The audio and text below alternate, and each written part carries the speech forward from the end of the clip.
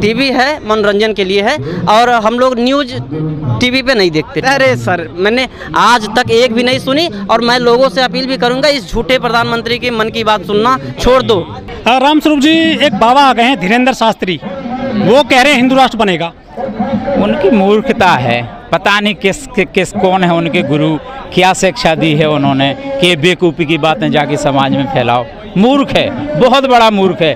धीरेन्द्र शास्त्री जैसे मूर्ख कई हो चुके हैं जब से हमारा देश आज़ाद हुआ, लेकिन कोई भी इस बात को पूरा नहीं करवा पाया और ना ही कभी करवा सकता है। क्योंकि जो लोग ये बात करते हैं हिंदू राष्ट्र की, उनकी आप पहले संख्या पूछो कि तुम्हारी संख्या है कितनी भारत के अंदर।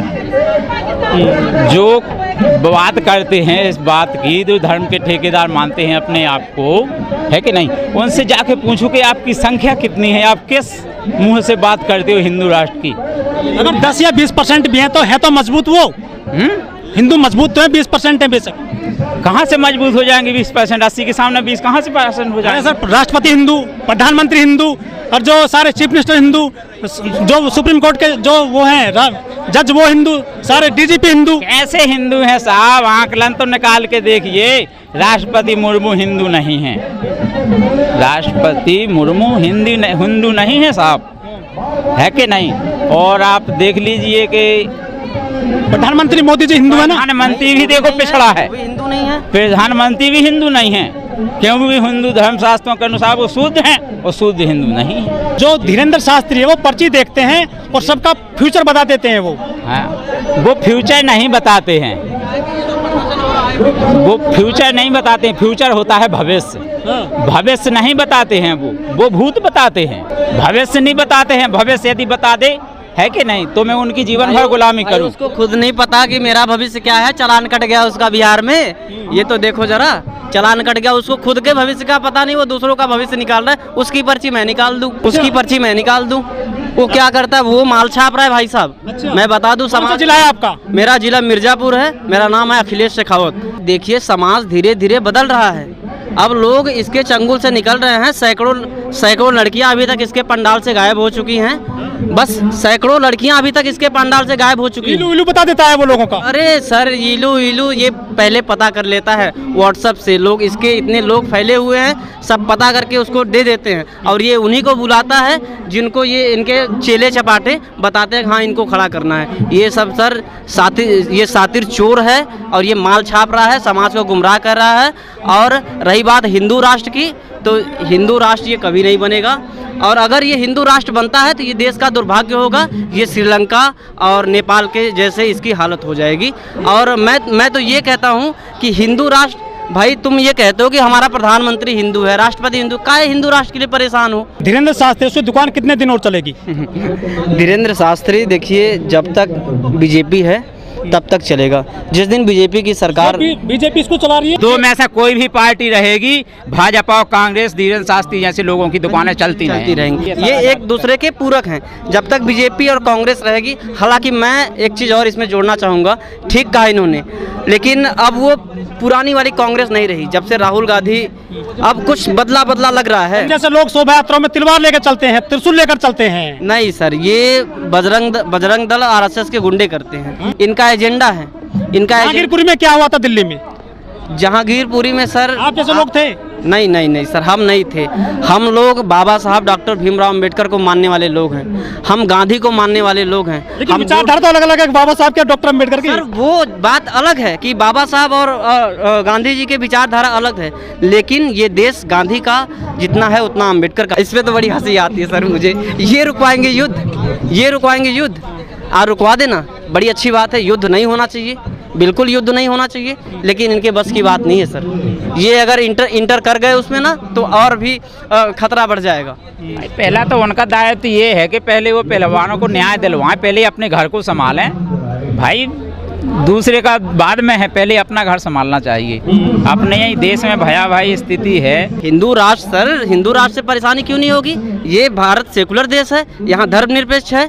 ये कहते, एक तरफ तो कहते हैं वसुवैध कुटुम्बकम, और एक तरफ कहते हैं हिंदू राष्ट्र। भाई ये कहाँ जाएंगे? सिख कहाँ जाएंगे? जैन कहाँ जाएंगे? मुस्लिम कहाँ जाएंगे? सब हिंदू बन जाएंगे सब। नहीं, ये गलत है, ये गलत है। स्वेच्छा से हम जिस धर्म हमारा निजी मामला है, हम जिस भी धर्म को मानना चाहते हैं हम उसे मानेंगे, हमें कोई थोप नहीं सकता कि नहीं आपको ये धर्म मानना है। लेकिन जो मोहन भागवत कहते हैं कि पहले सब सारे हिंदू ही थे, सबका डीएनए एक है।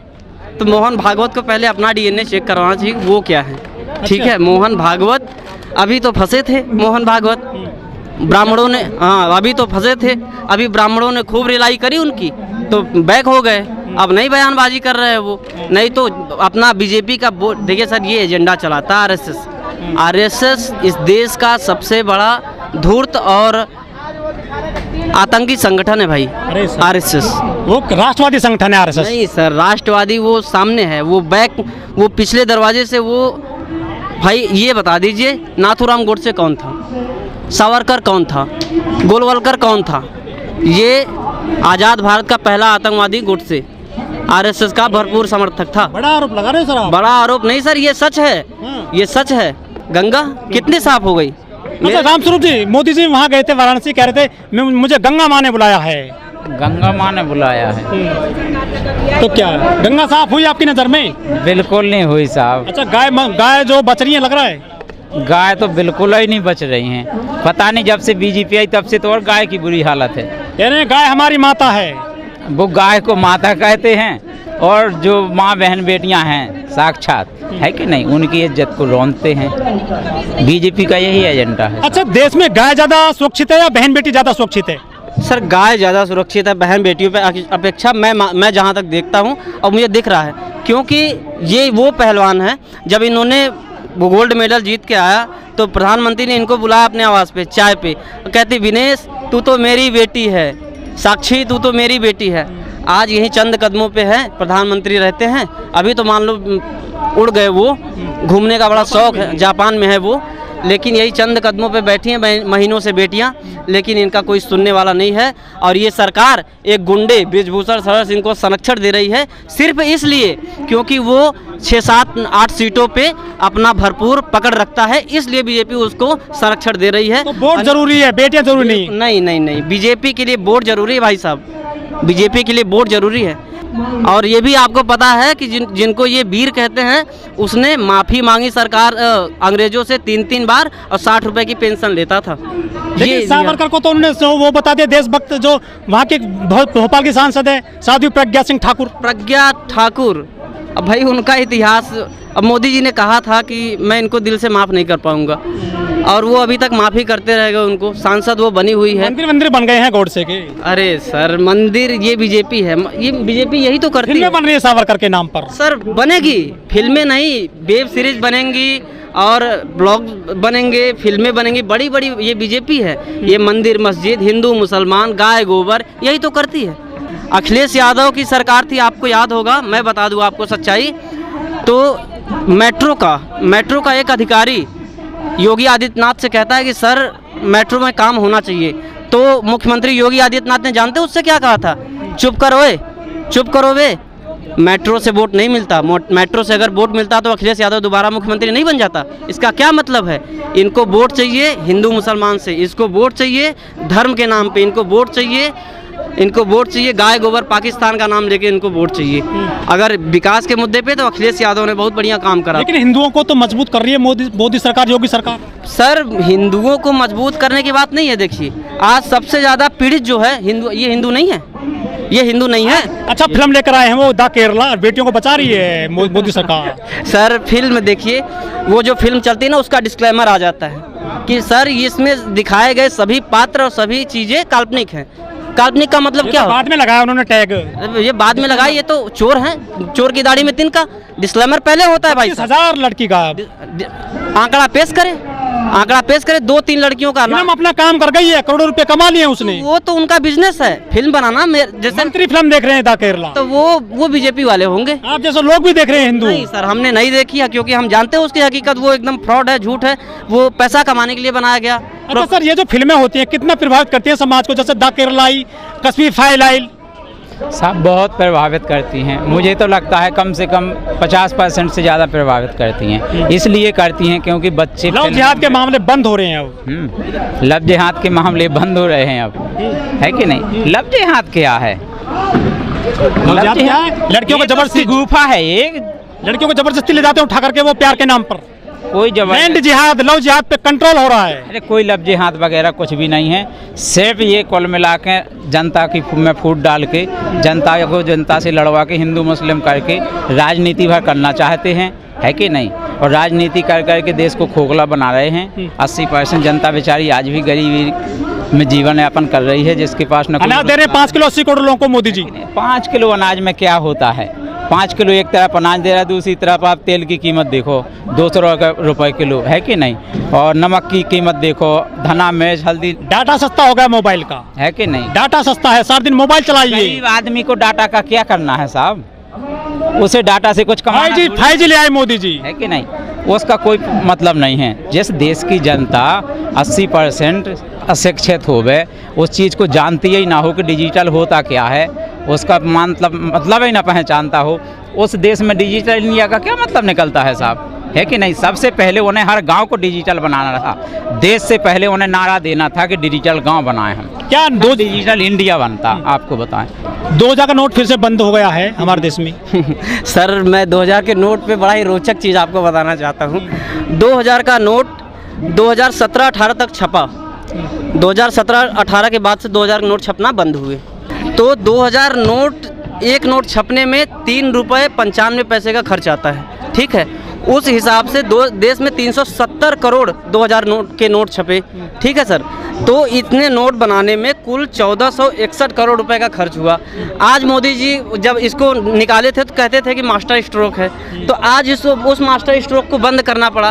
तो अब मेरा सवाल भारतीय जनता पार्टी से है और केंद्र सरकार से ये है कि वो 1461 करोड़ रुपए का जो व्यर्थ हुआ वो किसका पैसा था? वो देश का पैसा था, वो देश का पैसा था। देश हमारा उससे आगे बढ़ सकता था, उसमें कितने कॉलेज खुल सकते थे, हॉस्पिटल खुल सकते थे। लेकिन बीजेपी इन सब चीज़ों पे काम नहीं करती है। वो आज नोटबंदी प्रधानमंत्री की विफलता को दर्शाता है। लाले लिपस्टिक लगा के कोट पैंट पहन के, असल में ये गुंडे हैं। इनको माल मिलता है सर, इनको पैसा मिलता है भारी भरकम। और क्या नहीं दिखाते क्या ये? सर ये खबर आज देखिए, खबर क्या चल रही है। इमरान खान हुआ गिरफ्तार।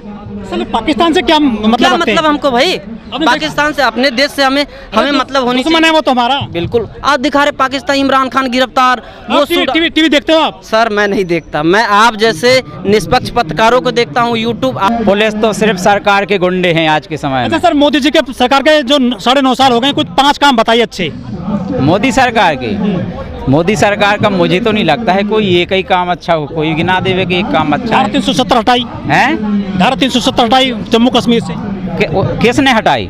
वो मोदी ने थोड़ी हटाई, वो तो कोर्ट से आदेश हुआ है साहब। सरकार तो मोदी का उसमें कोई रोल नहीं है श्रीमान। कुछ तो काम बताओ सर, 5 हैं और कुछ काम बताओ अच्छे। भाई जब मुझे पता ही नहीं है कि उसने क्या किया है। तो साधु संत है सर। नहीं, उसने किया ही नहीं है कुछ। आप बताइए कि उसने कौन सा काम अच्छा किया। 35 से हटाया जम्मू कश्मीर, 35 से हटाया जम्मू कश्मीर से। भाई 35 से तो कब का वो तो हटा हुआ है, वो तो एक सिगुफा छोड़ रखा था। 3 तलाक खत्म कर दिया है कि नहीं। 3 तलाक से कोई मतलब नहीं निकलता है। 3 तलाक क्या है? अब वो यहाँ मीटिंग करने जा रहे हैं G20 की। 3 तलाक कौन सी G20 की? जो 20 देश हैं। अरे क्या कर रहे हैं? मैंने पहले कहा है कि मोदी जी को सबसे पहले अपना घर संभालना चाहिए। पहले अपने देश को देखें, वो बाद में विदेशों की नेतागिरी करें। वो बिल्कुल भी काला धन लेके नहीं आए। काला धन का उन्होंने इस तरीके से उपयोग किया है, आपको बताएं। उनके दिमाग में जो अभी भाई ने कहा, क्या कहा है कि मोदी जी ने किस चीज़ के लिए कहा था मास्टर स्ट्रोक? नोटबंदी के लिए। नोटबंदी के लिए मास्टर स्ट्रोक कहा है। बिल्कुल सही कहा है इन्होंने, क्योंकि वो नोटबंदी मास्टर स्ट्रोक भाजपा के लिए था, देश के लिए नहीं था। वो भाजपा के लिए, क्योंकि 15 में नोटबंदी होती है और 17 में नोटबंदी हुई, 16 में और 17 में अरुण जेटली जी इलेक्टोरल बॉन्ड के नाम से, गुप्त चुनावी चंदा के नाम से बिल पेश कर देते हैं कि 5 काम मैं बता रहा हूँ। मंदिर बना रहे हैं सर अयोध्या में। वो क्या सर? राम मंदिर बना रहे हैं। ये राम मंदिर बना रहे हैं। हाँ, तो 5 काम मैं बता रहा हूँ ना। देखिए, पुजारियों का इनकम बढ़ेगा, 1 काम। दूसरा, वहाँ भिखारी पैदा होंगे, 2 काम। तीसरा, वहाँ जो ट्रस्ट के लोग हैं, आप जानते ही होंगे ट्रस्ट के लोग, उसमें एक भी ओबीसी नहीं है। एक बार मुश्किल एससी घुसा है, ठीक है। उसमें अब सवर्ण समाज से ठाकुर भी एक नहीं है, ठीक है सर। तो इनके यही काम है। तो मंदिर सिर्फ ब्राह्मणों के लिए है? सर क्या बात कर रहे हैं आप? एकदम अजनबी की तरह बात कर रहे हैं। 100% कब्जा है उनका। 3000 सालों से आप अभी जान पाए हैं? तो ब्रह्म ज्ञानी है ना ब्राह्मण।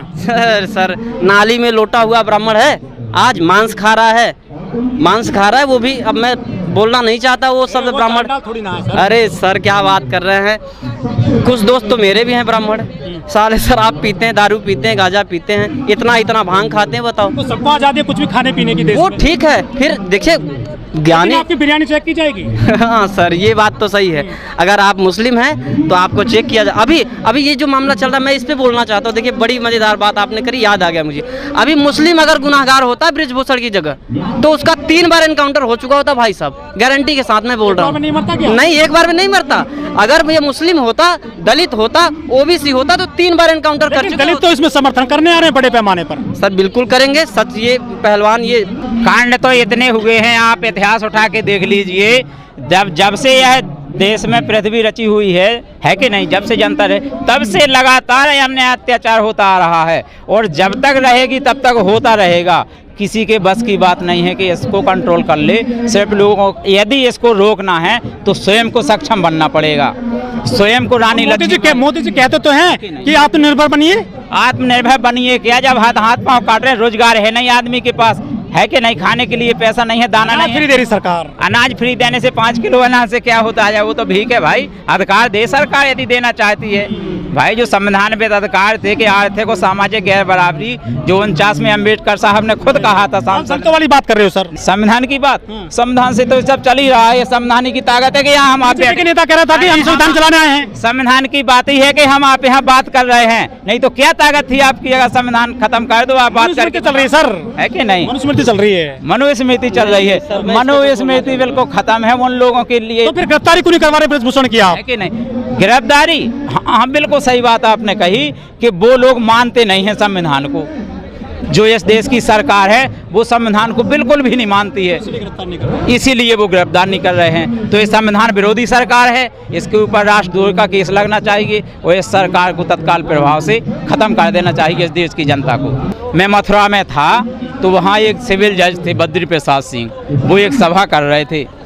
तब उन्होंने कहा था कि भाइयों बहनों अब हम आप क्या करें, अब हम पुलिस के पास जाते हैं तो पुलिस हमारी बात नहीं सुनती है कि नहीं, और हम न्यायालय के पास, कोर्ट के पास जाते हैं, कोर्ट भी हमारी बात नहीं सुन रहा है कि नहीं, सुप्रीम कोर्ट भी जाते हैं, हमें कहीं न्याय ही नहीं मिल रहा है, तो हमें क्या करना चाहिए अब बताएं, है कि नहीं। तो उस समय उसने पूछा था, प्रश्न एक 8 साल की बच्ची खड़ी हुई थी, उसने कहा था कि अब हमें सड़कों पर आ जाना चाहिए, क्योंकि हमारे महापुरुषों ने कहा है कि जिस देश की सड़कें सुनसान हो जाती हैं उस देश का सांसद आवारा हो जाता है साहब, है कि नहीं। तो हमारे देश की सड़कें मतलब क्या हैं? देश की सड़कें सुनसान हैं, गांव-गांव में। ये तो एक केस है साहब, यहाँ वो सक्षम है बेटियाँ, सो बृजभूषण के खिलाफ लड़ रही हैं।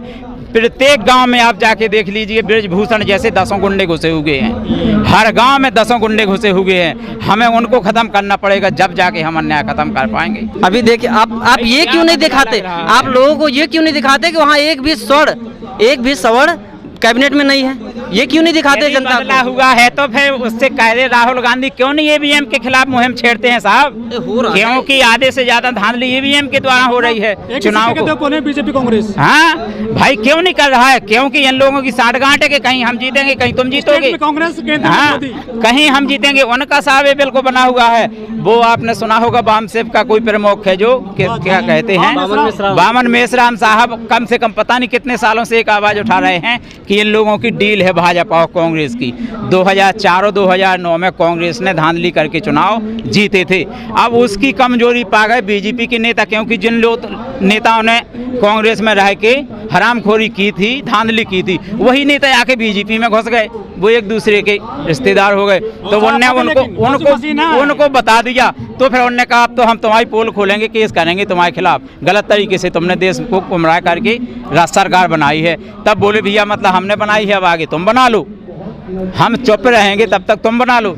14 में बनाई इनने, अब इसमें बनाई, अब खींचाता नहीं है। अब वो कांग्रेस वाले कह रहे हैं कि भाई सरकार अब हमको दो, अपनी डील पूरी हो गई। तो इनने कहा कि अब तुमने बहुत समय राज किया है, हमें एक बार और दो। भाई उनका एजेंडा है, उनके साधु संत महंतों का आपको बताएं, हिंदू राष्ट्र का। सुनो वेदांती जी महाराज हैं, एक जने कोई अयोध्या के उनका स्पीच सुना था मैंने, वो कह रहे थे कि हमारा एजेंडा है जब बोले कि राम मंदिर का मतलब वो छड़ा था मतलब संवाद 92 में, तो हिंदू महासभा ने मतलब विश्व हिंदू परिषद ने एक मीटिंग बुलाई थी। उस मीटिंग में सारे संतों को बुलाया था कि राम जन्मभूमि का कोई अध्यक्ष बन जाए, है कि नहीं। तो बोले कोई खड़ा नहीं हुआ, सब डरते थे। उस समय कांग्रेस की सरकार थी। तब बोले कि ये गोरखनाथ के जो योगी आदित्यनाथ हैं इनके गुरु थे वेदनाथ जी महाराज, तो उन्होंने संकल्प लिया था कि मैं तैयार हूँ बनने के लिए, मरने के लिए, है कि नहीं। तब से वो अध्यक्ष बने, बोले संचालन किया, है कि नहीं। और उन्हीं के कहने से मुझे मुरली मनोहर जोशी ने बोले टिकट दिलवाया था। देखना तुम क्या कह रहा है वेदांती जी, उन्हीं के कहने से 96 में मुझे टिकट दिलवाया था कि यार जोशी जी यदि मुझे टिकट देना चाहते हो तो पहले आप वेदांती जी को टिकट देना पड़ेगा, है कि नहीं। तो जोशी जी ने उन्हें दिलवाया, वो सांसद बने। बोले जब से मैं बोले हम जब से लड़ाई लड़ रहे हैं उस चीज़ की, और हमारा बोले एजेंडा है अब 2024 का कि हमने 2019 में 300 पार किया था और 2024 में हम बोले 400 पार करेंगे। 2024 में 400 पार करके और हम हिंदू राष्ट्र भी घोषित करेंगे यहाँ, और मनुस्मृति लागू भी करेंगे हम। ठीक है, ये उनका एजेंडा है साहब, है कि नहीं, ये वेदांती जी महाराज का। तो अब जब 400 का उनने पहले बना लिया है टारगेट, अब उन्होंने आजमाया है देश को। कर्नाटक में मोदी जी ने आजमाया है कि जनाधार है हमारा कि नहीं, तो वहाँ धांधली नहीं की, हार गए। पिछली बार मध्य प्रदेश में धांधली नहीं की थी, हार गए थे। अब वो चेक कर रहे हैं कि 24 में यदि धांधली नहीं करेंगे तो जीतेंगे कि नहीं जीतेंगे। अब वो अपने लिए रास्ता साफ कर ली है उनने कि हम बगैर धांधली के 24 में नहीं जीत सकते हैं। मतलब धांधली होगी 24 में, तभी सरकार बनेगी, नहीं तो पूरा देश सरकार के खिलाफ है। सर एक चीज़ मैं कह के बात अपनी ख़त्म करूँगा।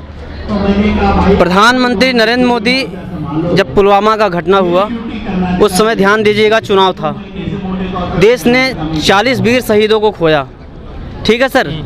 आगे मैं फिर से पूरे देश से कहना चाहता हूं कि 2024 में फिर लोकसभा चुनाव है, किसी बड़े अनहोनी के लिए देश तैयार रहे।